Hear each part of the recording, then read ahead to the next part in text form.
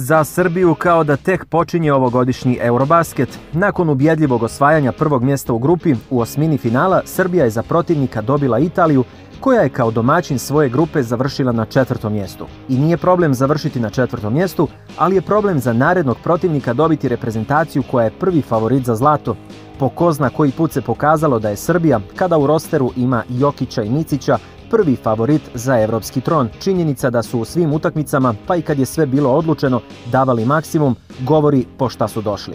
A da bi osvojili to zlato, nova prepreka je Italija, koja na ovom Eurobasketu ne računa na najboljeg igrača Galinarija, pa im je prvo ime novi igrač Jute Fontecchio. U dosadašnjim ogledima Srbija ima bolji skor, a i u pripremnom meču prije mjesec dana vratila se sa -16 na poluvremenu i pobjedila. Meč Srbija-Italija igra se u Berlinu od 18 sati, možete ga gledati na sljedećim kanalima: u Srbiji na prvom programu RTS-a, u Bosni i Hercegovini na Sport klubu 1 i aplikaciji EON, u Crnoj Gori na drugom programu televizije Crne Gore, u Hrvatskoj na Sport klubu 1, u Sloveniji na kanalu A, u Njemačkoj na Magenti te u Austriji na ORF-u.